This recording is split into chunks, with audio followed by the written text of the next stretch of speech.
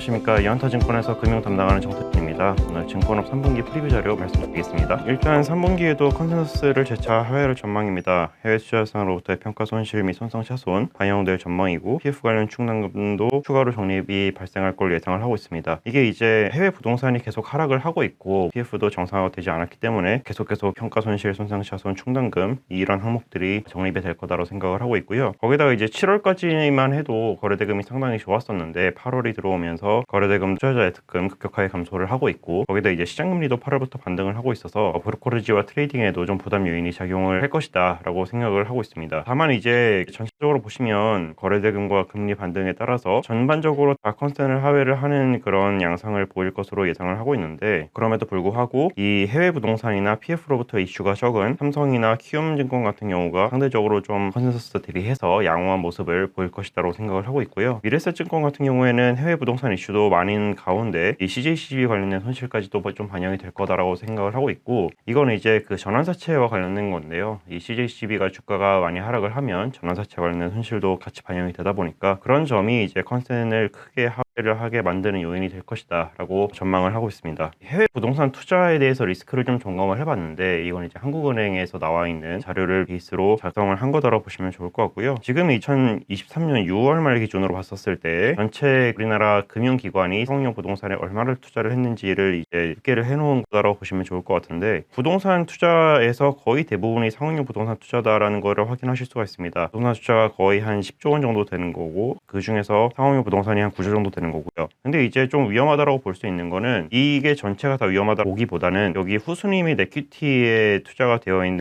이 금액들 하에서 5조 정도 되는 걸로 추정이 되는데, 전체 트렌치로 봤었을 때 선순위, 중순위, 후순위 에퀴티에서 요 밑에 두 개를 받치고 있는 포지션을 얘기를 하는 겁니다. 그런데 이제 이 포지션 같은 경우에는 선순위 채권자가 경매를 결정을 하거나 자금 회수를 선택을 할 경우에 이 건물 가격의 전체를 받는 게 아니라 중간에서 이제 가격이 확정이 되는 경우가 많다 보니까, 그러면 이제 후순위나 에퀴티에서는 손실을 많이 입을 수 있는 가능성이 발생을 합니다. 그렇기 때문에 이 후순위나 에퀴티에 대한 투자는 사실 전액에 근접하는 수준의 감액 손실을 인식하는 경우도 있다. 그래서 이런 가능성까지도 좀 열어야 된다라는 게 포인트라고 보시면 좋을 것 같고요. 그래서 이제 한국은행에서 시나리오 테스트를 했는데, 시나리오 1을 설명을 드리면 상업용 부동산에서 100% 손실이 발생을 했을 때, 시나리오 2는 거기다가 다른 것까지 50%가 깨졌을 때를 가정을 한 건데, 시나리오 1에서는 430% 정도의 자본 비율 하락, 시나리오 2에서는 580% 정도의 자본 비율 하락이 발생을 하는 것을 확인하실 수가 있고, 이게 이렇게 크게 떨어진다라는 거는 물론 규제 수준 100%는 다 넘고 있긴 하지만 신용평가사에서 기준으로 삼는 구엔실 기준으로는 150%가 깨질 수 있다는 가능성을 내포를 하고 있습니다.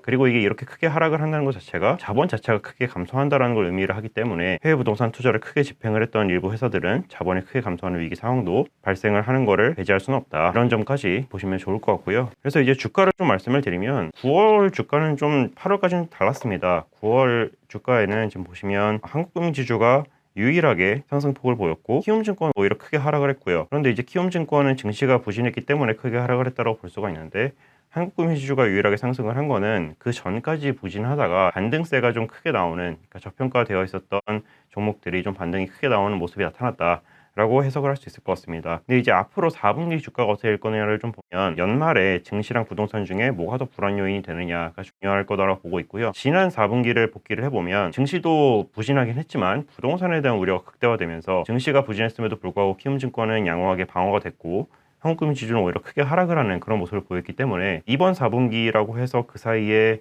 부동산에 대한 그 정상화가 이루어지지 않은 상황에서 작년에 조달했었던 금액의 만기가 돌아오고 있기 때문에, 또 자금영색 이슈가 발생을 한다라고 하면 작년 4분기와 같이 키움증권이 버티고 한국금융지주가 하락하는 그런 모습이 나타날 수도 있다 말씀을 드리고 있고요. 여전히 탑픽은 키움증권 말씀을 드리고 있습니다. 네, 이상입니다.